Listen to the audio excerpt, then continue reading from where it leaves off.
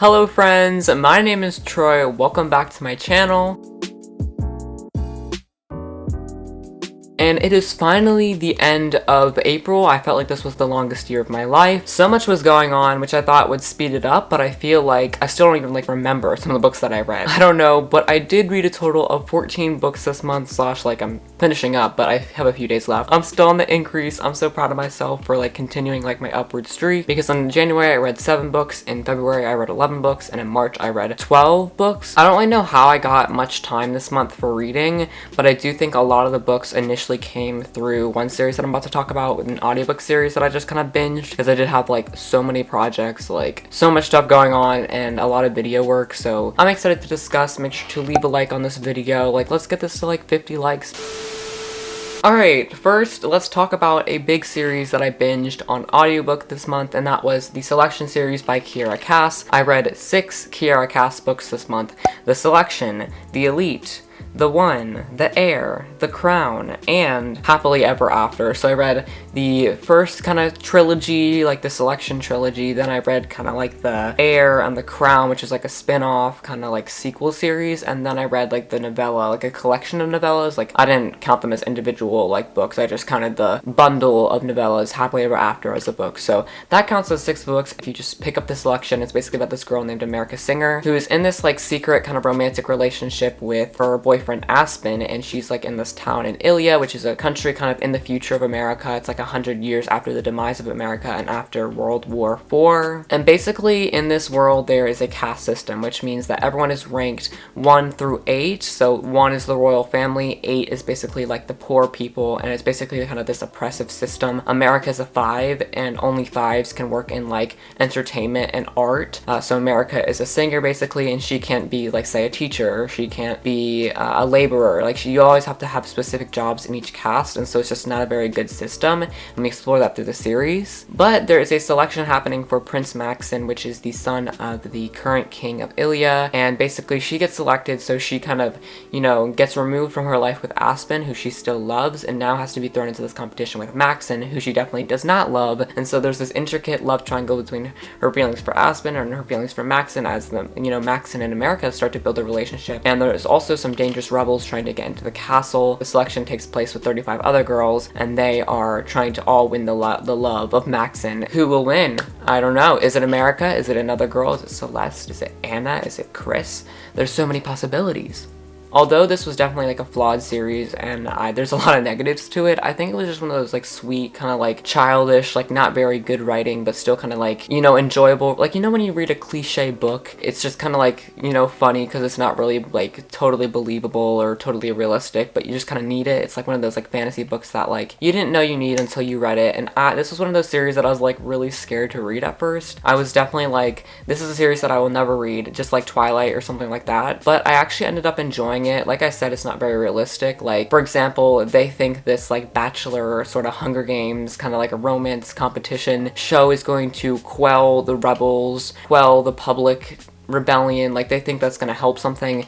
I don't think a romance show would ever sort of help the unrest in a country. The series is very heteronormative, I think that's the word. There was only 2 LGBTQ plus characters in the entirety of all the books that I read. It wasn't very mentioned very much. Another negative, the characters were a bit bland, especially the main character. I thought everyone but the main character had a lot of complexity, although kind of looking back, I think looking from another character's perspective in the novella, the main character, America Singer, she had a lot of complexity to her character because she didn't even want to be at the selection. She didn't want to marry the prince because she had someone at home that she was wanting to be with, and I think that also kind of brings in the love triangle, which was intricate. I feel one character was always favored, and I don't think anyone liked the other character, Aspen, so it kind of made sense for the love triangle to go in the direction that it did. I like the futuristic aspect, although I'm not sure how the technology decreased over time, because it's supposed to be I don't know, 100 years after the United States, 100 years after the demise of the United States, but the technology is still not great, so that didn't really make a lot of sense to me. But I think that the history was well rounded, the characters, the background, the building, the caste system is all very interesting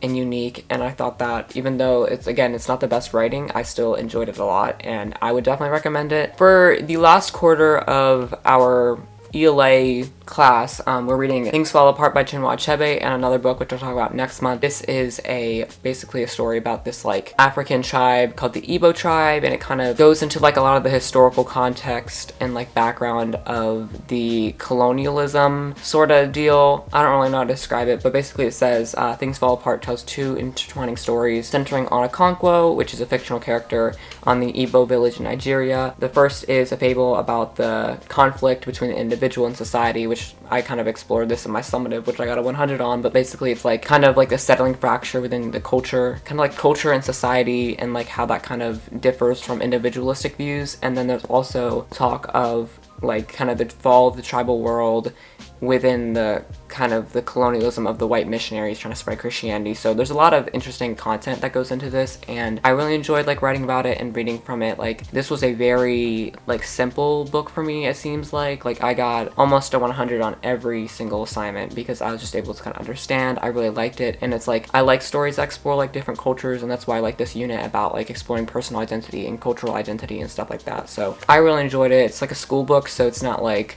something I would recommend, but like if you are interested, then go ahead. Alright, next up we have got A Court of Frost and Starlight, which I really don't like. It's by Sarah J. Maas, and it's the only book that I don't like because it's just so useless. It's basically like a Christmas special. It's basically just an extension of the A Court of Thorns and Roses main series, and it kind of just tells the after story of, Rhysand and what's her name? Feyre, sorry, she's forgettable. It kind of concludes the first story and then goes into the second story, which I know why it's kind of useful, and I know why she needed to make this book, but like it really could have just been like 50-page epilogue in the main book instead of making this 250-page book, because it's just so useless. Like, I don't know, it's so dreary, it's so boring. I don't really care for the story. Like, the key points are all at the ending. Like, the first 100 pages are just like, oh, should I go paint? Or should I do this or that? Like, I just don't know how to explain this book other than that. Like, it's so forgettable, unmemorable, boring, useless, and I just didn't want to read this. Like, I was like, oh my gosh, I just want to get diving into the Six of Crows and Shadow and Bone stuff. But yeah, I thought the ending interview was the best part though, because it's not actually any story. It's basically just like her talking about her struggles with like PTSD and mental illness and stuff, and then she also went into detail about her writing process. Alright, now let's talk about the Shadow and Bone trilogy, which I'm so nearly done with. Oh my goodness, I am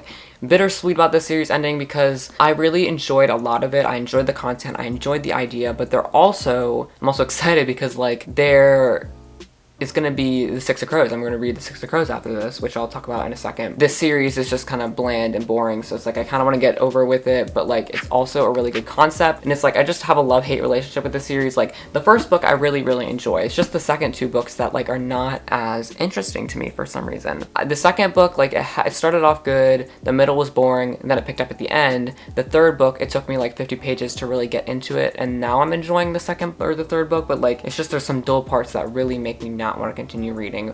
But I'm too invested in the characters, too invested in the magic to, stop. This series is basically about this girl named Alina Starkov, which is a sun summoner. She discovers that she's a Grisha and she has powers, and so she's taken to the little palace under the Darkling's command and starts like discovering secrets about the Darkling and about some living amplifiers that will like make her power grow to tenfold so that she can destroy the Shadowfold that's like plaguing the territory and is eating up the world basically. And so she's trying to use her power from the sun to harness the Shadowfold and kill it. She's trying to fill the darkness with light and make it so that the land is whole, and it's a pretty interesting story. That was not really a good summary, but I'm just thinking about the show right now, which I was reading the series for, and the show's going so well. I made that video about the show, and then I had to take like a 3-day break because I was just busy with so much things and I had like a lot to do. But yeah, I'm continuing to watch the show. I'm about to wrap up the series. I'm so excited. This has been a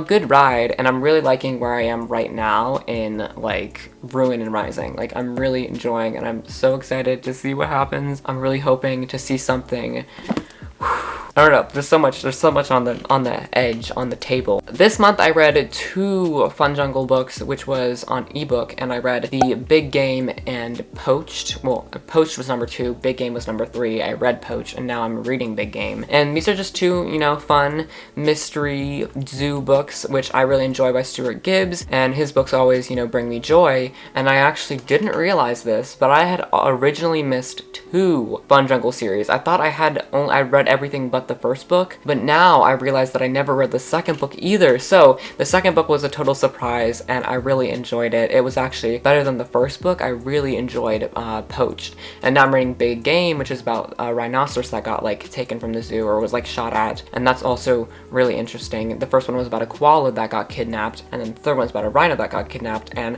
they were both really good. I feel like the author does really well, like making the books for like a kind of a early teen, middle grade audience, but also make it really detailed and really mysterious who kind of like the killer is. And it's always kind of a little bit dark too, to see like who would really kill or like kidnap these zoo animals. And so I really am enjoying like the series. I really, you know, like Stuart Gibbs books, and I'm enjoying rereading this Big Game one because I know a lot that happens, and it's just like Stuart Gibbs manages to make his mysteries filled with action, and I really enjoy it. I feel like this review has been a stream of consciousness because I just don't know what to say about this series, because I have so many thoughts, and just like I love the setting, I love the characters, I love the mysteries. Like I just love everything about Stuart Gibbs books, and I want to have some on my shelf. Speaking of shelves, that's all I'm gonna say, but bookshelf content coming soon. Alright, I think that's most of the books. The last book that I kind of need to talk about is Six of Crows, which I'm planning to finish this month in April, and I'll do a reading vlog on it, so hopefully that'll be out next week maybe. Depends on how long I take to edit it, but so excited to get into Six of Crows, and I finally realized why the book is called Six of Crows. There's 6 characters, and they're in like the Crow Club, right? Oh, I didn't even realize that, the Crow Club.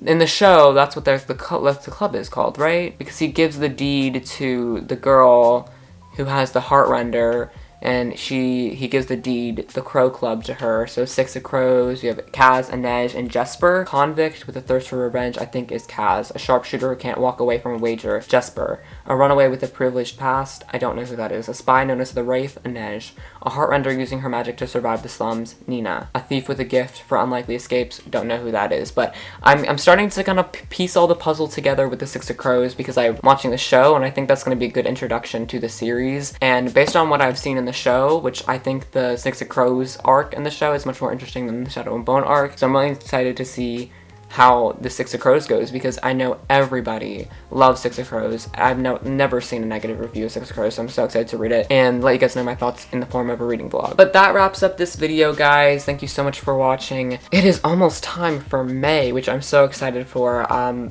getting out of school in May, and it'll be summer, and I can read a lot more. I can't wait to see what I read this summer. I'm so excited for all the reading time. But thank you guys so much for watching. If you guys did enjoy, make sure to leave a like. Like I said, let's try to get to 50 likes very quickly. Let's so why don't you subscribe down below for more content from me, because I've got a lot of stuff planned. Like I said, bookshelf. And have a great rest of your day. Leave a comment down below what you read, and I will definitely discuss with you guys in the comments. But thank you guys so much for watching. Have a great rest of your day, and I'll see you later. Bye.